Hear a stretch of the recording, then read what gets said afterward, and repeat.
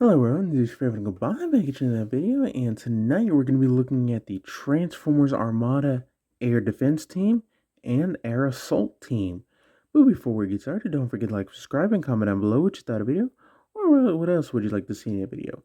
So onto the teams themselves, which are made up of Sonar, Runway, and Jetstorm, respectively on this side as well. So, yeah, not too shabby of a team. I kind of like the purple on this team just a little bit more than the blue. I kind of wish Hasbro used the solid plastic one. I've seen that one in pictures, and it looks better, honestly, in my opinion. But trying to find that on eBay, forget about it. Whew. But anyways, so yeah, let's take a quick look at the details real quick. Focus. So, got some nice molded detail all throughout him. I really like how they did this. It looks so nice. But you get that nice blue going all throughout the figure with that little bit of gold right there. Black for the cockpit. So, yeah, not too shabby. For Runway, get some, focus, thank you. Rivet, looks like rivets on the sides of the wings. Gets a nice silver. Since you can't see really some of the molded detail, here's the respective runway. So get some nice windows. So there's that. And also real quick on these two molds, they do have landing gear, but they're really hard to get out, so I didn't bother with them. He stands just fine in vehicle mode with that out. But these two do have their landing gears deployed.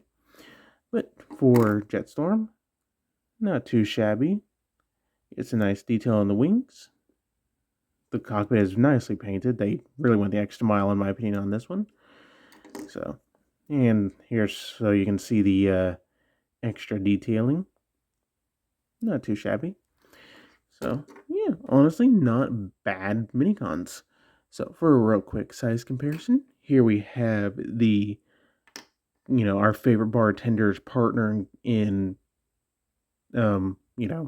bartending. So, there's that. And here we have Overrun for another Jet minicon action. So, yeah. Overall, not too terribly bad. They do, again, like I said, I wish that these were solid plastic, but oh well. They stay together just fine for the most part. But let's go ahead and get down the transformation for the air defense team. So, alright, for Sonar, you want to go ahead and pull on the legs, kind of split them a little bit. Take the cockpit section, bring it out, rotate 90 degrees, backwards from the actual plane. And there you go. Then take this section right here and rotate it around 180. Go ahead and finish flipping up the head and bring down the arms. And there you go. There you have Sonar in his robot mode. So let's get on to Jetstorm. So first things first, flip up the landing gear, flip around this cockpit area, and mine doesn't like to stay flush like this. But anyways, so go ahead and untab the legs from the arms, rotate down at the hip, straighten out the leg, and rotate at the knee. Do the same thing for this side. And on my copy, this one's a little tighter, so I gotta kind of hold at the friction hinge joint. So, but then bring down the arms and pull out the hands. Next, you want to take this section and pull it back as far as you can so you can get around the head and flip it down. And there you go. There you have him in his rubber mode. Now on to Runway. So for him, go ahead and bring down the legs all the way. Then bring up the crotch area to bring down the legs. This part can be a little tricky, so yeah, get your finger right behind it. It doesn't help that the hip on this side is very stiff.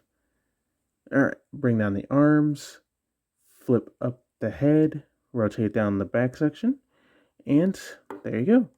There you have the air defense team in their robot modes. So if you give me just 1 second to get the air assault team transformed. Alright, here we have the Air Assault Team all transformed up. So, there we go. Come on, please stand. Stand. Stand because it's normal. So, there we go. Now, on my version, these feet are really loose. I know I can tighten them up with like 4 polish or nail polish, so I just haven't got around to it. Oh, and he's going to stay laying down because he doesn't want to stand. But yeah, not too bad of a team. So let's take a quick look at their robot modes. Jetstorm right here. Please focus. Thank you. Get the nice red for his face. No other paint. So there's that. Then we here have Runway. Get some, again, nice red for his face. He does remind me of, I can't, I reminds me of like a gladiator type thing. I don't know. I know what I'm talking about, but I can't remember what his name was. But that's annoying. It's gonna come to me in the middle of the night probably. And here we have Sonar. Again, red for the face. Can you see what the theme is for this team? So yeah, not too shabby. So please stand. All right, really. For articulation, since he wants to go first.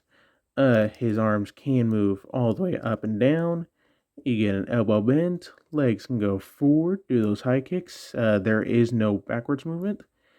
I guess you can count outward movement, and he gets a 90 degrees of knee bend along with a knee rotation. So there's him.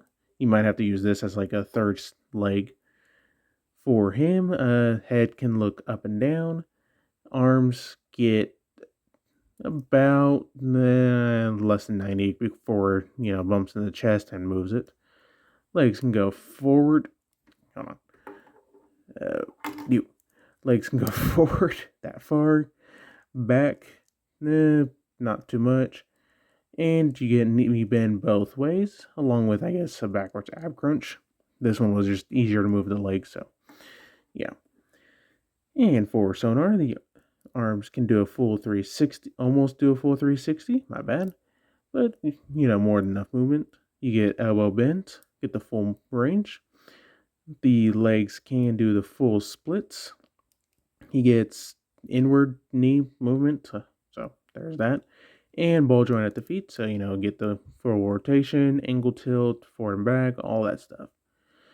So, and I guess if you need these pieces to move, they can rotate individually as well. So, yeah, not too shabby, I guess. So, no, why do y'all not want to stand tonight? Golly. Please stand, because I want to do a size comparison. Please. Sonar. Thank you. Alright, I'm just going to get these eyes. But for real quick size comparisons, here we have, Swerve's little guy, along with Optimus's. So, they scale, they're pretty, decent sized, I guess. So, but seeing that these are weapon teams, they can form, the Star Saber or the Dark Star Saber, the ones I got over there. So the easiest way to do that is to get them back into their vehicle modes and go from there. So just give me 1 second, folks. Alright, here we have everyone into their vehicle forms. So again, I'm just going to focus on this team. So go ahead and for Sonar, go ahead and bring up the feet and just kind of split them open. You can line these little nubs up into the arms if you would like, which I like to do.